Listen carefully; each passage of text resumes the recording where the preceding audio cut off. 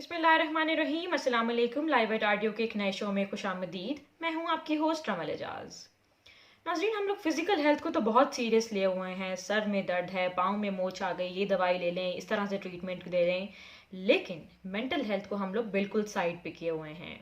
याद रहे, mental health physical health से कई गुना ज़्यादा अहमियत की हामिल है। अगर हम लोग जिस्मानी तौर पर ठीक ठाक हैं, सेहतयाब हैं, लेकिन हम लोग किसी भी किस्म की बीमारी का शिकार हैं जहनी तौर पे, तो यकीन जाने कि हमें थकावट ज़्यादा महसूस होगी, ज़्यादा परेशानी सामने आएगी। इस करंट सिचुएशन की भी मैं बात करूं तो बेशक जो वबा फैली हुई है, जो मर्ज हमारे सामने आया है, जो तकलीफ़ हम लोग उठा रहे हैं, पूरी दुनिया में जो एक चीज़ का सामना किया जा रहा है, वो बेशक गौर व फिक्र तलब है और जिसके बारे में संजीदगी से बात करने की ज़रूरत भी है।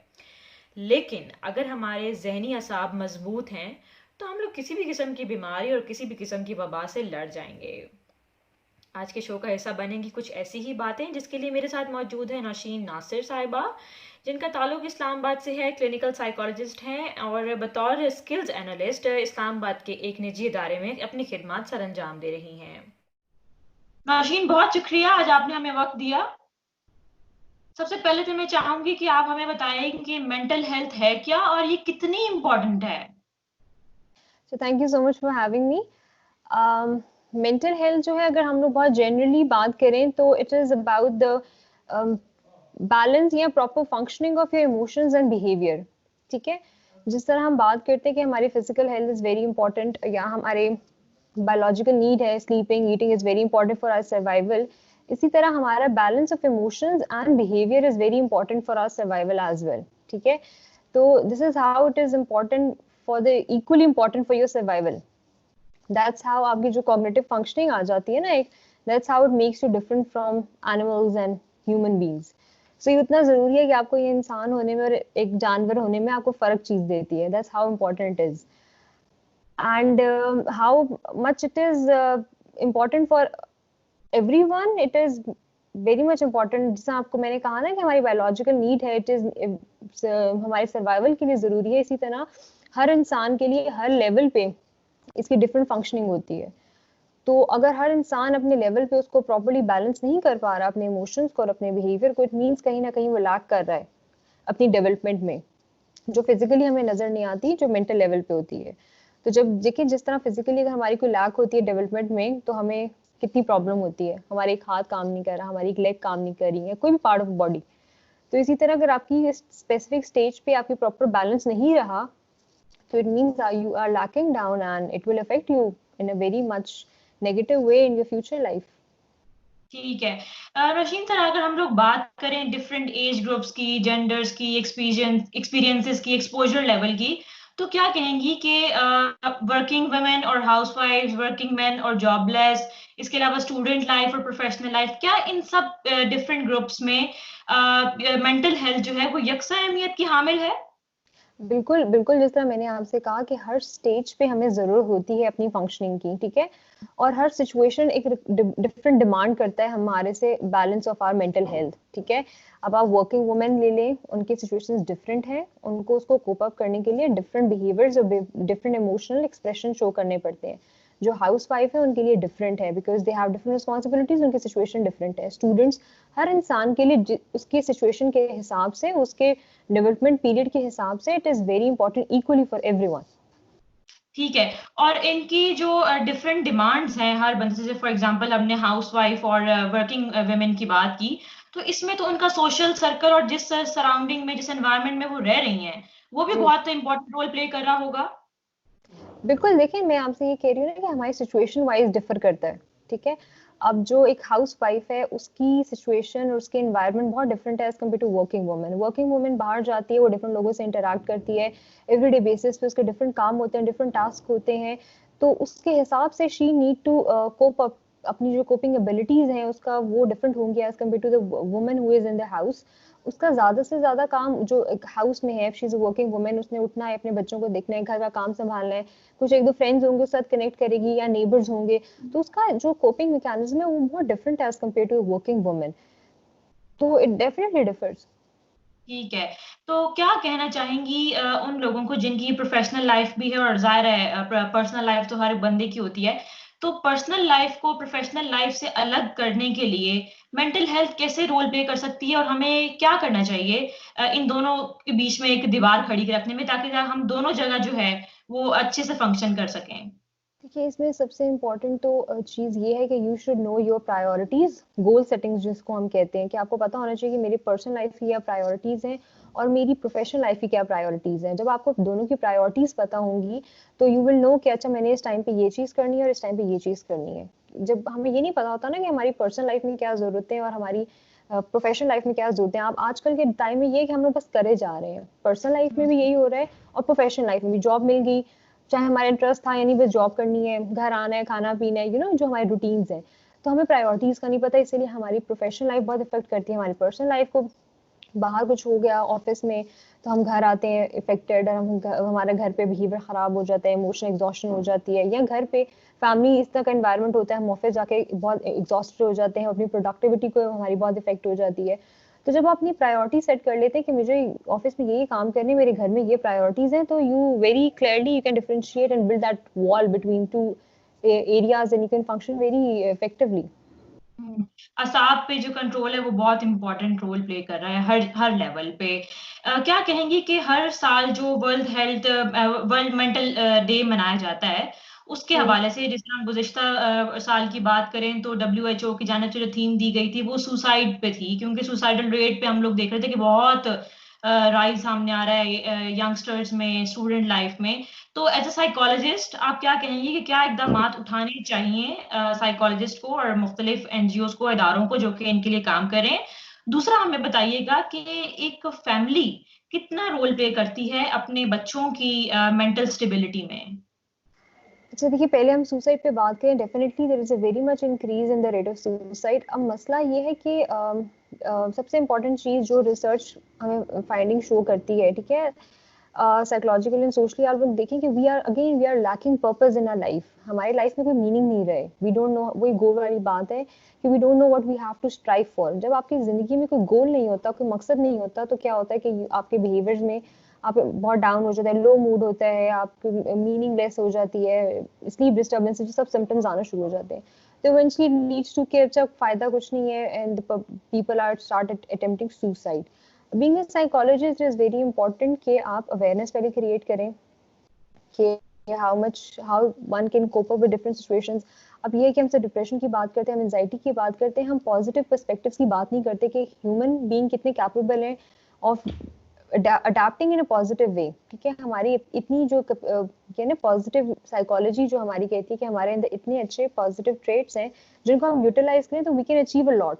तो बीइंग अ साइकोलॉजिस्ट में हाल से talking on the mental health illness से हमें पॉजिटिव पर्सपेक्टिव पे भी बात करना चाहिए, हम लोगों को अवेयरनेस देनी चाहिए लोगों को कि what we are capable of, हमारे अंदर क्या रिसोर्सेज हैं बीइंग अ ह्यूमन बीइंग, और हम क्या क्या अचीव कर सकते हैं। क्योंकि जब आप पॉजिटिव पिक्चर देखते हैं तो it give you hope, and it motivates you to achieve things, and it motivates you to plan and go for your purpose and find your meaning। and तो ये चीज़ें बहुत इंपॉर्टेंट है कि बीइंग अ साइकोलॉजिस्ट हम ये काम ज़रूर करें, स्पेशली हमारे कल्चर में, हमारे ईस्टर्न कल्चर में ये चीज़ बहुत कम है। वेस्ट तो काफ़ी हद तक इस चीज़ों पे काम कर रहे हैं, लेकिन हमारे ईस्टर्न अभी तक हम we are stuck over mental illnesses, how negatively it is impacting us. क्योंकि जितनी चीज़ देखिए, जिस चीज़ की बात होती है ना वही हमारे जहन पे सवार हो जाती है। हम बार बार कहते हैं कि डिप्रेशन हो गया, एंजाइटी होगी, डेफिनेटली ये सब चीज़ें हैं, लेकिन ये फिर हमारे ऊपर सवार हो जाती हैं कि अच्छा डिप्रेशन है, एंजाइटी है, हमारे अंदर यही चीज़ें हो रही हैं। लेकिन अगर हम ये बात करें कि हम ऑप्टिमिस्टिक कितने ज़्यादा हैं, हमारे अंदर हैप्पीनेस की क्या वैल्यूज़ हैं, हमारे गोल्स क्या हैं, हम अपने पर्पसेस को कैसे अचीव कर सकते हैं, व्हाट इज़ टाइम मैनेजमेंट, हमारी किन स्किल्स की ज़रूरत है, तो हम उन चीज़ों को फिर अडॉप्ट करेंगे, उन चीज़ों के बारे में पढ़ना शुरू कर देंगे, उन चीज़ों के बारे में सोचना शुरू कर देंगे, तो it will affect our behaviour, क्योंकि वो हमारे थिंकिंग पैटर्न को उस तरह शेप कर रही है। अच्छा सोचेंगे तो ही अच्छा होगा। और डेफिनेट और नशीन, ये भी तो कहा जाता है ना कि बात करने से इन चीजों के बहुत से हल निकलते हैं। अगर हम लोगों से पूछें कि वो कैसा फील कर रहे हैं, अगर वो खामोश है तो हमसे बात करना चाहें, तो ये भी जानना मैं चाहें। बिल्कुल बिल्कुल मैं ये भी इस चीज़ पे बात करना चाहूँगी कि ये बहुत ही सेंसिटिव टॉपिक्स होते हैं जो आप मेंटल हेल्थ इलनेस की बात करते हैं। असल में मसला यहाँ पे ये आ गया है कि हमारे पास सोशल मीडिया का बहुत ज़्यादा एक्सेस है, everybody talks about mental illness without knowing what mental illness is, without having the background of mental illnesses. ठीक है, अब एक साइकोलॉजिस्ट जो है जब वो किसी से बात करता है तो वो अपने क्लाइंट के डिफरेंट पर्सपेक्टिव्स को देख के उसको एक मशवरा देता है, उसको थेरेपी देता है। उसके डिफरेंट कॉग्निटिव डिस्टॉर्शंस हैं, उसका कोपिंग मैकेनिज्म डिफरेंट है, उसकी हर चीज़ इंडिविजुअली डिफरेंट होती है। तो उसकी बेसिस पे पूरा उसको स्टडी करके फिर उसको कहते हैं कि this is something you should do. लेकिन बिकॉज ऑफ सोशल मीडिया अब हमें नहीं पता होता कि जो दूसरा इंसान है वो क्या फील कर रहा है। हम अपनी, बेशक हमारी इंटेंशन अच्छी होती है, हम उसको कोई मशवरे दे देते हैं ऐसे ही, और that doesn't work for the specific person. तो वो मजीद डिप्रेस हो जाता है कि अच्छा यार मेरे पे तो कुछ फर्क ही नहीं पड़ रहा, तो it means I am useless. तो ये यहाँ पे भी बीइंग अ साइकोलॉजिस्ट उनकी भी ये बहुत ज़्यादा मतलब रिस्पॉन्सिबिलिटी है कि वो इस प्लेटफॉर्म्स को यूज़ करें और राइट इन्फॉर्मेशन को प्रोसेस करें, और जो बाकी लोग सोशल मीडिया पे हैं वो भी इस चीज़ से थोड़ा यू you नो अपने आप को कम करें कि वो इन चीज़ों के बारे में इस तरह बात नहीं करें जिन चीज़ों के बारे में उन्हें नहीं पता। अगर आप मेंटल अवेयरनेस क्रिएट करना चाहते हैं तो आप किसी साइकोलॉजिस्ट को अपने साथ बैठा लें। आप इफ़ यू आर इन्फ्लुएंसर, आप सोशल मीडिया में बहुत एक्टिव हैं, तो आप उस चीज़ को इस तरह अवेयर करें, किसी साइकोलॉजिस्ट को इन्वाइट करें अपने चैनल पे। आप उनसे कहें कि आप बताएं, rather than you speaking up yourself and giving the information which might doesn't work for lot of people, तो वो उसको नेगेटिवली इम्पैक्ट करेगी। तो यहाँ पे भी दोनों का बहुत इंपॉर्टेंट रोल आता है कि उनको बहुत रिस्पॉन्सिबल होना है इस चीज के बारे में। ठीक है, तो हम आपकी बात से इसको कंक्लूड ऐसे कर सकते हैं कि हम लोग अपने दिल की बात बताएं या हम लोग जो फील करें वो बताएं, लेकिन हर किसी को ना बताएं क्योंकि वो बंदा हमें किसी और पर्सपेक्टिव में लेके चला जाएगा।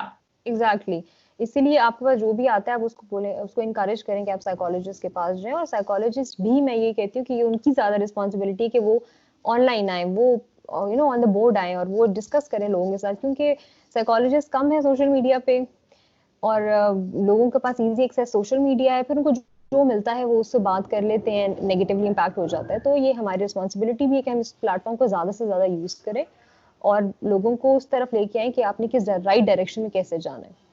ठीक है, जरा अगर हम लोग बात करें कि जो हम लोग एक लैंग्वेज इस्तेमाल करते हैं ना सोशल मीडिया पे, मी टाइम, हम्म। हमारा टाइम है ये वो, तो क्या कहेंगे कि एक दिन में कितना हमें वक्त देना चाहिए खुद को, और उस वक्त में हमने खुद क्या सोचना है और खुद से कौन सी बातें करनी है और खुद से क्या जानना है उस मी टाइम में? अच्छा देखिए, ये मी टाइम भी वही बात होती है, यू कांट से फॉर कि हर इंसान इतना मैक्सिमम दे, हर बंदे के लिए डिफरेंट डिफर करता है, ठीक है। हर इंसान के डिफरेंट एनवायरनमेंट है, वही बात है, डिफरेंट सिचुएशन है। किसी की फैमिली में उसके पास हार्डली 2-3 आवर्स उसको मिलते हो और उसमें भी उसके बहुत ज़्यादा काम हो और उससे हम कहें कि 1 आवर आप दें। हमने हमेशा, जो वही बात है ना कि बीइंग अ थेरेपिस्ट, जब हम किसी को कोई काउंसलिंग करते हैं या सेशंस देते हैं तो हम उसके पूरे एनवायरमेंट, सब चीज़ों को देख के उसके लिए एक ना लाइफस्टाइल का स्केड्यूल बनाते हैं, डेली स्केड्यूलिंग होती है। तो उसकी बेसिस पे हर इंसान मिनिमम 30 मिनट जो है वो आप अपने लिए जरूर निकालें, ठीक सही। है। उस 30 मिनट में अब बहुत सी कैटेगरीज है। आप ब्रीदिंग को डीप ब्रीथ कर सकते हैं विदाउट सेइंग एनीथिंग, सबसे आसान जो चीज़ है। आप फिजिकल एक्सरसाइज कर सकते हैं, क्योंकि फिजिकल एक्सरसाइज का भी हमारे पे बहुत रिलैक्सिंग इफेक्ट होता है। आप जितनी पॉजिटिव बात है आप अपने से वो कर सकते हैं, पॉजिटिव सेल्फ टॉक कर सकते हैं। अगर पॉजिटिव सेल्फ टॉक नहीं है तो आप अपनी पास्ट की अचीवमेंट्स को रिवाइव करें कि मैंने ये अचीव किया। वो आपको मोटिवेट करता है कि अच्छा, if I can do that I can do this also. तो ये कुछ ऐसी चीज़ें हैं कि आप पॉजिटिव सेल्फ टॉक करें, थोड़ी सी एक्सरसाइज और ब्रीदिंग, ये मतलब मिनिमम रिक्वायरमेंट है कि आप अपने सेल्फ टाइम में या मी टाइम में ये डेफिनेटली करें। ठीक है, और ये मी टाइम जो है इसका कोई दिन के कोई स्पेसिफिक टाइम है जिसमें हम लोग को ये निकालना चाहिए जिसमें नहीं ज्यादा नहीं नहीं, again it's about situation and the environment you are living in. You cannot set anything for people generally. तो जिस टाइम पे अगर आप because minimum half an hour है, आप सुबह दिन शाम किसी भी टाइम जब, बिकॉज आपने किसी पे वो नहीं करना ना, रिस्ट्रिक्ट नहीं करना कि आपने इसी टाइम करना है, क्योंकि जब आप माइंड को ऐसे रिस्ट्रिक्ट कर देते तो उनके वो थोड़ा थ्रेटन हो जाता है कि हाँ मतलब करना है, वो उसकी जो एक होती है ना फायदा, वो रिलैक्स खत्म। में। हाँ, तो आपने उसको इतनी स्पेस देनी है कि you can do it in a time where you feel comfortable, ताकि वो एक हैबिचुअल वे में जाए, रादर देन कि जैसा मेरा होमवर्क है मैंने करना है खत्म कर देना। ठीक है, नौशीन, आखिर में हम लोग जरा बात करें इस करंट सिचुएशन की, क्वारंटीन और सेल्फ आइसोलेशन की, तो जरा बताइएगा कि ये जो एक एक्सटेंडेड पीरियड है, अब हमें नहीं पता कि ये कितना और लंबा जाएगा, 1 महीना तो हमने वैसे ही गुजार लिया है, इसके क्या साइकोलॉजिकल और मेंटल इफेक्ट्स हैं और उनको किस तरह से काउंटर किया जा सकता है? दूसरा ये मैं चाहूंगी कि आप देखने वालों को ये भी बताएं कि इस टाइम को किस तरह से यूटिलाइज करें वो। अच्छा, पहली चीज तो ये कि जो ये लॉकडाउन एंड क्वारंटीन का पीरियड हमारे गुजर रहा है, इसमें बहुत ही we can have a very variety of impact. क्योंकि हम एक चीज की बात नहीं कर सकते, अब वही बातें कल्चरली ये डिफरेंट करेगा, इंडिविजुअलिस्टिकली ये डिफरेंट करेगा, इसका इम्पैक्ट हर इंसान पे बहुत डिफरेंटली आएगा। जिसका कोपिंग बेहतर होगा इस सिनेरियो में, वो लेटर ऑन अच्छा उसका इम्पैक्ट होगा। जिसकी कोपिंग इतनी स्ट्रांग नहीं होगी, इट विल नेगेटिवली इम्पैक्ट। अब जिस तरह हमें देखने में आ रहा है कि बहुत डिप्रेसिव सिम्टम्स आ रहे हैं, लोनलीनेस, पुअर स्लीप है, लो मूड है, तो ये सब वो फैक्टर्स हैं जो हमारी अडेप्टेबिलिटी को इफेक्ट कर रहे हैं। अब ये है कि हम लोग इस न्यू सिचुएशन को अडाप्ट नहीं कर पा रहे, और उसमें बहुत इंपॉर्टेंट रोल हमारी मीडिया का भी है, because they are continuously showing this Covid as something temporary, कि ये कुछ अरसे बाद खत्म हो जाएगा। लेकिन अगर आप रिसर्चर्स को फॉलो करें, आप साइंटिस्ट को फॉलो करें, तो वो कह रहे हैं कि हमें 16 to 18 मंथ्स चाहिए इसकी वैक्सीन को प्रोड्यूस करने में। तो it mean it's a prolong period of a time. जब हम ये देखते हैं ना कि ये टेम्परेरी चीज है, तो हमारा ब्रेन प्रोग्राम नहीं करता अडेप्टेबिलिटी को, हम लोग फोकस नहीं करते, बिकॉज वी आर लाइक कि कुछ अरसे बाद आएगा, खत्म हो जाएगा, everything will be back to normal. But ऐसा नहीं है। We need to promote the idea कि it is something which is long time, और उसके लिए हमें फोकस करना है अपनी अडेप्टेबिलिटी पे। जब हम अडेप्टेबिलिटी पे फोकस करना शुरू करेंगे, तो ऑटोमेटिकली हमारे जो सिम्टम्स आ रहे हैं वो लो डाउन होना शुरू हो जाएंगे, because we have to live in this situation. With survival of the fittest की बात जो होती है ना, कि we have to survive in this situation. अगर आप अडेप्ट करेंगे, you will survive. If you are not adapting to it, तो अभी तो जो सिम्टम्स आ रहे हैं, इसके बाद और बहुत नेगेटिव सिम्टम्स आएंगे, और बहुत नेगेटिवली इम्पैक्ट होगा हमारे मेंटल हेल्थ पे, बिकॉज इकोनॉमी कितनी डाउन होगी आपको पता है। लीड जब सिचुएशन बेटर हो जाएगी, we have to burn out बहुत ज़्यादा हो जाएगा, क्योंकि आपको ज़्यादा काम करना पड़ेगा। जो जिन्हें अडेप्टेबिलिटी का प्रोसेस स्टार्ट नहीं किया, उनके लिए डिप्रेसिव सिम्टम्स बहुत ज़्यादा हो जाएंगे, वो और एंशियस हो जाएंगे। जॉब सेटिस्फैक्शन पे इतना ज़्यादा काम है कि वो किस तरह इफेक्ट करेगी। ये फैमिली सिचुएशंस आपको पता है कि आजकल किस तरह कॉन्फ्लिक्ट्स आ रहे हैं, कितना अब्यूज़ रिपोर्ट हो रहा है। तो ये सब चीज़ें बहुत नेगेटिवली इम्पैक्ट करेंगी लेटर ऑन। अभी तो एक प्रोसेस चल रहा है जिसमें बहुत सी चीज़ें आइडेंटिफाई होनी है। अभी तो हमें पता भी नहीं है कि क्या क्या न्यू साइकोलॉजिकल बिहेवियर्स डेवलप हो रहे हैं। There are lot of research is happening. तो अभी इट इज़ वेरी इंपॉर्टेंट कि हम अपनी कोपिंग को बहुत बेहतर करें, ताकि हम इस सिचुएशन को डील कर सके। वो इसी तरह है कि हम चाइना, सिंगापुर कंट्रीज की तरह अपने आप को अडाप्ट करें कि ये सिचुएशन ऐसी रहनी है, and we have to survive, we have to adapt to this situation.